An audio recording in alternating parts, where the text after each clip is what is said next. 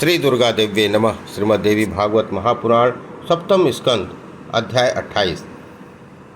जगदम्बा के दुर्गा, शताक्षी, शाकंभरी नामों का इतिहास, महागौरी महालक्ष्मी के अंतर्ध्यान तथा पुनः प्राकट्य की कथा, सिद्ध पीठों का वर्णन।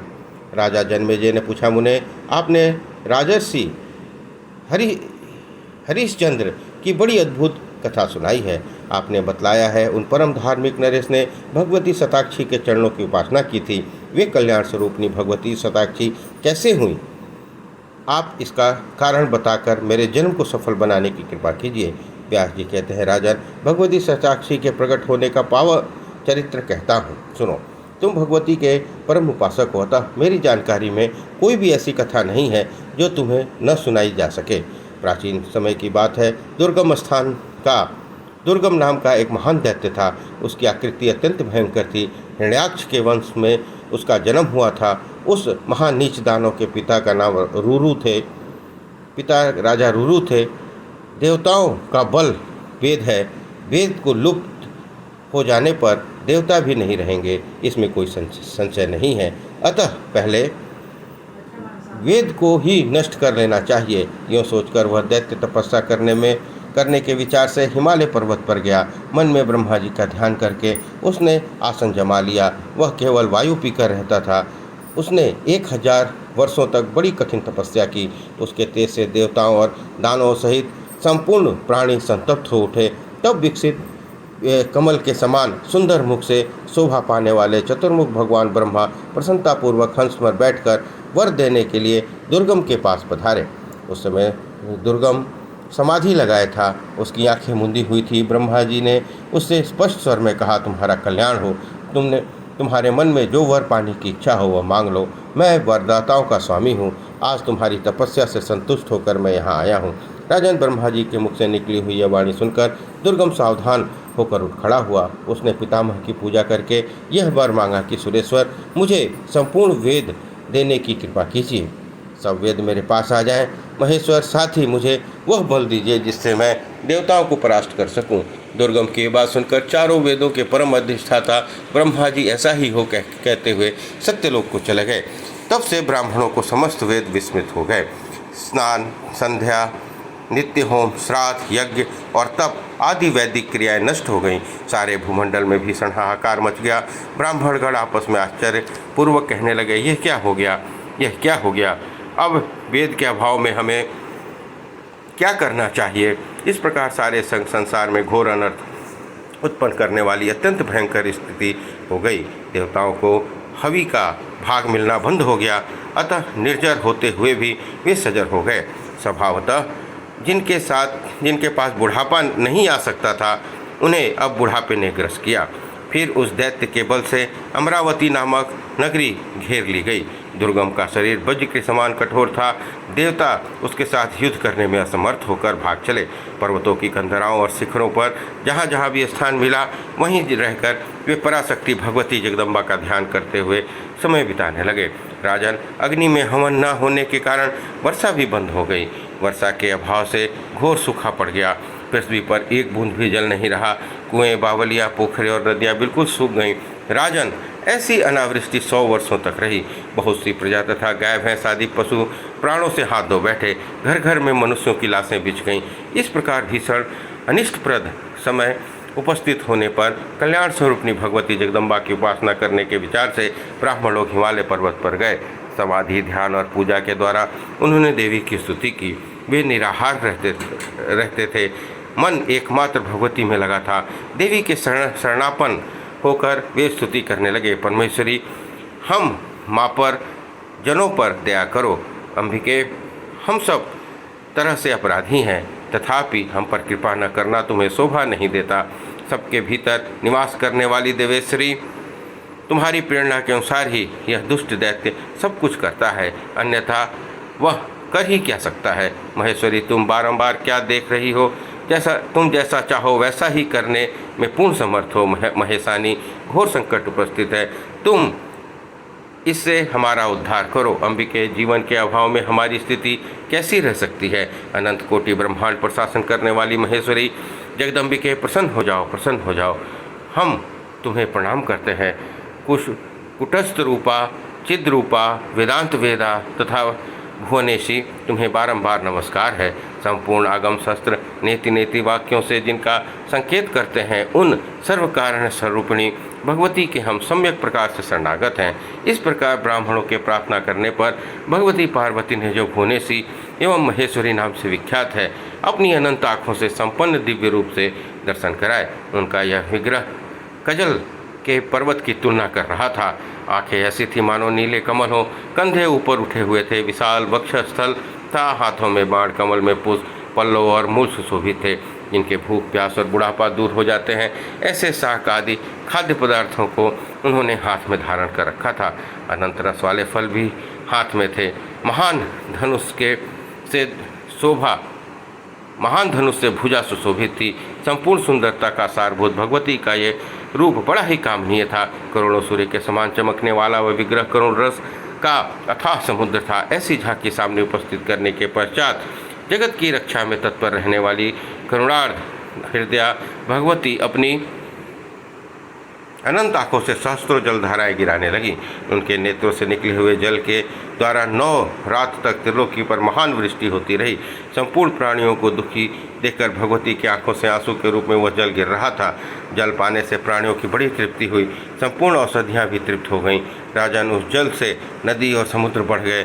जो देवता पहले लुक छिप कर रहते थे, वह सब बाहर निकल आए। वे देवता और ब्राह्मण सब एक साथ मिलकर भगवती का स्तवन करने लगे।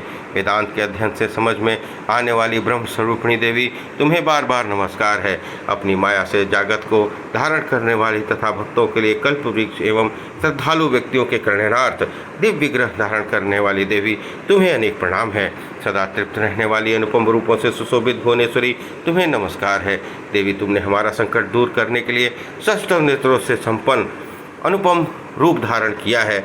अतएव अब तुम शताक्षी इस नाम से विराजने की कृपा करो। माता, भूख से अत्यंत पीड़ित होने के कारण तुम्हारी विशेष स्तुति करने में हम असमर्थ हैं।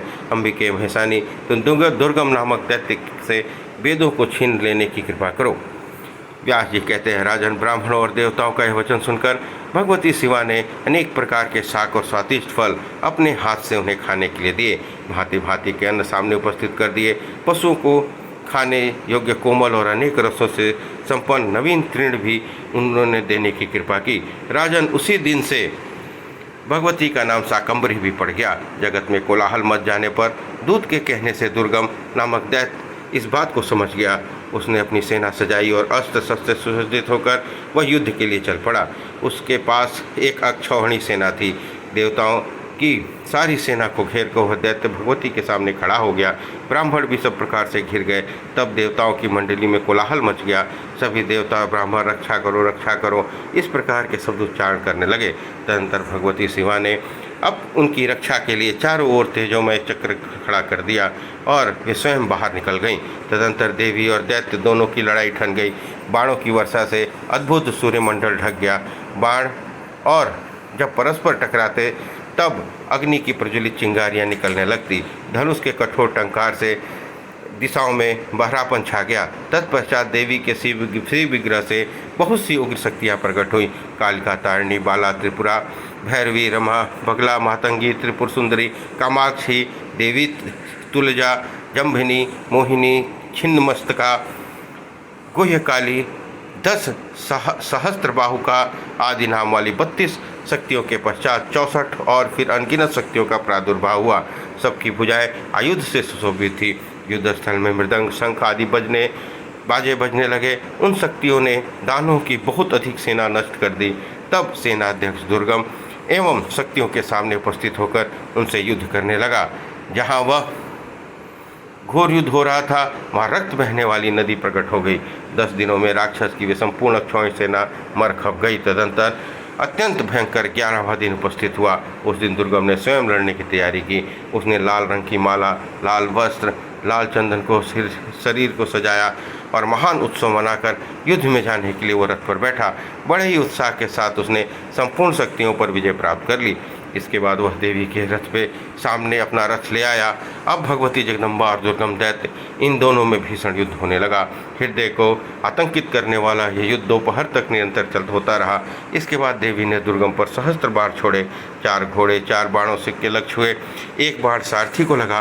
देवी के 2 बाणों ने दुर्गम के दोनों नेत्रों को और 2 बाणों ने दोनों भुजाओं को बींध दिया। एक बाण ने ध्वजा काट दी। जगदम्बा के 5 बाण दुर्गम की छाती में घुस गए। फिर तो रुधिर वामन करता हुआ वह दैत्य भगवती परमेश्वरी के सामने प्राणों से हाथ धोकर गिर गया। उसके शरीर से तेज निकला और भगवती के रूप में जाकर समा गया। उस महान पराक्रमी दैत्य के मर जाने पर त्रिलोकी के अंतःकरण की ज्वाला शांत हो गई। तब ब्रह्मा प्रभृति समस्त देवता भगवान विष्णु और शंकर को अगुआ बनाकर भक्तिपूर्वक गदगद वाणी से भगवती जगदम्बा की स्तुति करने लगे।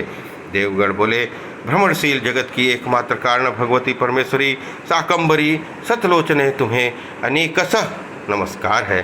संपूर्ण उपनिषदों के से प्रशंसित तथा दुर्गम नामक दैत्य की संहारिणी एवं पंचकोश में रहने वाली कल्याण स्वरूपनी भगवती महेश्वरी तुम्हें नमस्कार है।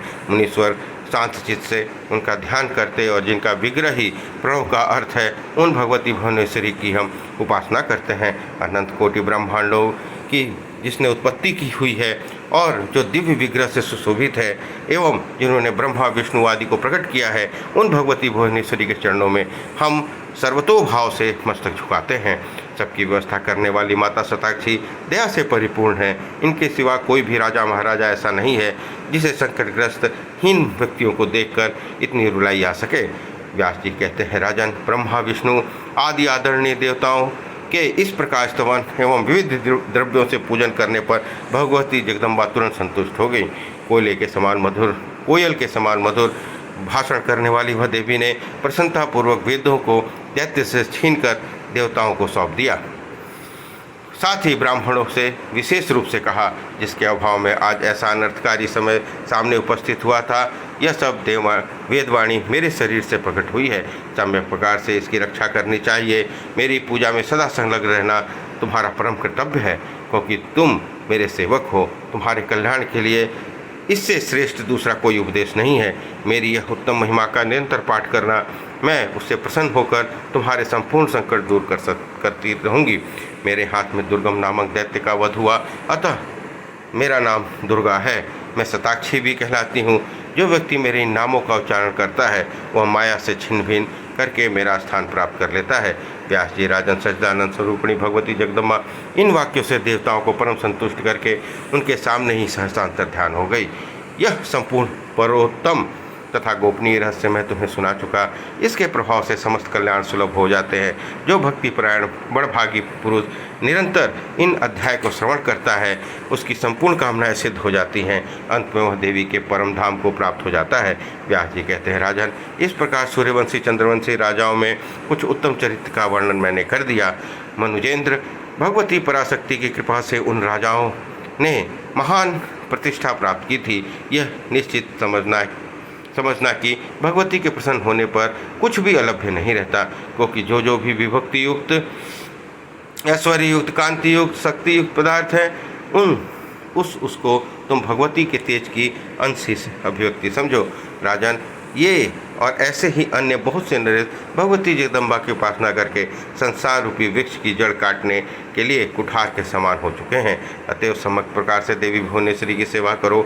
जैसे धान्य चाहने वाला व्यक्ति पुआल छोड़ देता है, वैसे ही सब व्यवसायों से पृथक रहो। राजन, देवी परमा शक्ति हैं। इनके चरण कमल दिव्य रत्न है। वेद रूपी क्षीर समुद्र का मंथन करके इसे पा जाने के कारण मैं कृतार्थ हो गया। जब अन्य कोई भी देवता पंच ब्रह्म मंच पर बैठने के लिए तैयार न हो सका, तब इन महादेवी ने उस पर बैठना स्वीकार कर लिया। जो इन 5 देवताओं से परे की वस्तु है, उसे वेद में अव्यकृत कहते हैं, जिसमें सारा जगत सूत्र में मणियों की तरह उत्प्रोत है। उसी अव्याकृत शक्ति का नाम भगवती भुवनेश्वरी है। राजेंद्र, उस भगवती भुवनेश्वरी के स्वरूप का ज्ञान प्राप्त किए बिना मनुष्य संसार से मुक्त नहीं हो सकता। श्वेताक्षर शाखाध्यायी महापुरुषों ने श्रुति में इस बात को स्पष्ट कर दिया है। ध्यान और जप करने के पश्चात उन पुरुषों ने परम दिव्य शक्ति भगवती जगदम्बा के जो उसके गुणों से सबके सामने व्यक्त नहीं रहे होती दर्शन प्राप्त किए थे। अतः जन्म सफल करने के लिए सम्यक प्रकार से प्रयत्न करके भगवती भुवनेश्वरी के ध्यान में तत्पर हो जाना चाहिए। भय, भक्ति, लज्जा अथवा प्रेम जिस किसी कारण से भी इस कार्य में प्रवृत्ति हो जानी चाहिए, सबसे आसक्ति हटा ले और मन एवं हृदय को शांत करके ध्यान में लीन हो। यह वेदांत की स्पष्ट घोषणा है। जो जिस किसी भी बहाने से सोते, बैठते, चलते समय भगवती का निरंतर कीर्तन करता है, उसकी संसार बंधन से मुक्ति हो जाती, इसमें संदेह नहीं है। अतः राजन, तुम भली भांति प्रयत्नशील होकर भगवती महेश्वरी की उपासना करो। भगवती पराशक्ति विराट रूप, सूत्र रूप, अंतर्यामी रूप और सच्चिदानंद ब्रह्म रूप से विराजती हैं। अंतःकरण शुद्ध हो जाने पर सोपान क्रम से इनकी आराधना करो। ये भगवती जगदम्बा जगत के प्रपंच से आह्लादित नहीं होती। भगवती में चित्त को लीन करने का जो व्यापार है वही उसकी आराधना कहलाता है। राजन, सूर्य और चंद्रवंश में उत्पन्न भगवती पराशक्ति के उपासक परम धार्मिक एवं मनस्वी जो राजा हो चुके हैं, उनका यह परम पावन चरित्र यश, धर्म, बुद्धि एवं पुण्य प्रदान करने वाला है। मैंने उसका वर्णन कर दिया। इसके बाद तुम दूसरा कौन सा प्रसंग सुनना चाहते हो? जन्मेजय ने कहा, महामुने, तीसरे स्कंद के 6ठे अध्याय में यह प्रसंग आ चुका है कि मणिद्वीप निवासिनी भगवती जगदम्बा ने गौरी, लक्ष्मी, सरस्वती को प्रकट करके उन्हें क्रमशः शंकर, विष्णु और ब्रह्मा के पास रहने की आज्ञा दी। साथ ही यह भी कहने और सुनने में आता है कि गौरी हिमालय तथा दक्ष प्रजापति की कन्या है एवं महालक्ष्मी क्षीर समुद्र की। फिर मूल प्रकृति जगदम्बा से प्रकट हुई इन देवियों को दूसरे की कन्या होने का अवसर कैसे प्राप्त हुआ? मुनिवर, इसका रहस्य बतलाने की कृपा करें। व्यास जी कहते हैं, राजन सुनो, मैं यह परम अद्भुत रहस्य बतलाता हूँ। तुम भगवती जगदम्बा के अनन्य उपासक हो, अतः तुमसे भगवती का कोई भी रहस्य छिपाने योग्य नहीं है। राजन, जब भगवती जगदम्बा ने तीनों देवियों को 3 देवताओं के पास रहने की व्यवस्था की, तब से वे देवता सृष्टि के कार्य में संलग्न हो गए। मनुजेंद्र, एक समय की बात है, हलाहल नाम से प्रसिद्ध बहुत से दैत्य उत्पन्न हुए। उन दैत्यों में अपार बल था। उन्होंने क्षण भर में ही त्रिलोकी पर विजय प्राप्त कर ली। ब्रह्मा जी के वर पाकर वे अत्यंत अभिमानी हो गए थे। उन्होंने अपने सैनिकों के साथ कैलाश और वैकुंठ को घेर लिया। तब भगवान शंकर और विष्णु उनसे युद्ध करने के लिए प्रस्तुत हो गए। बहुत लंबे समय तक बड़ी तेजी के साथ युद्ध होता रहा। देवता और दानव दोनों की सेना में अत्यंत हाहाकार मच गया। तब अत्यंत प्रयत्न करने वाले भगवान शंकर और विष्णु उन दानवों को मारने में सफल हुए। राजन, महाशक्ति के प्रभाव से ही उन्होंने दानवों को मारा था, परंतु वे शक्ति की अवहेलना करने लगे। तब महागौरी, महालक्ष्मी दोनों को हंसी आ गई।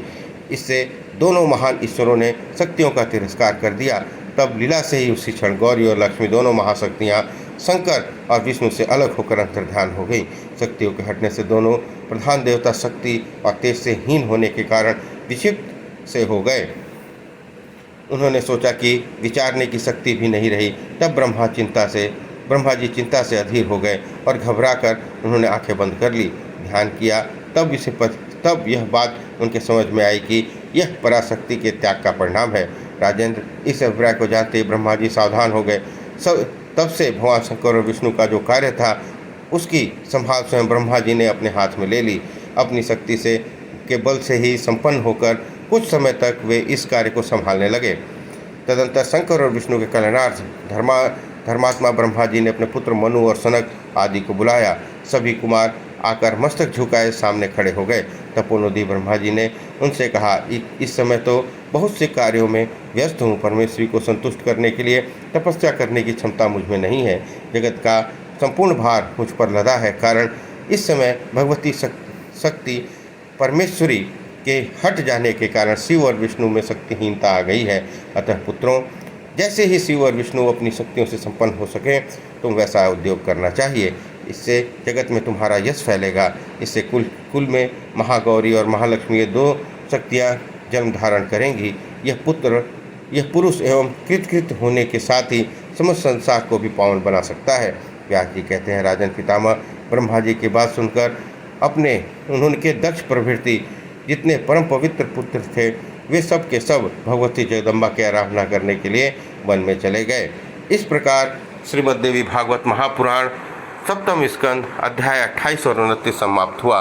बोलिए दुर्गा महारानी की जय।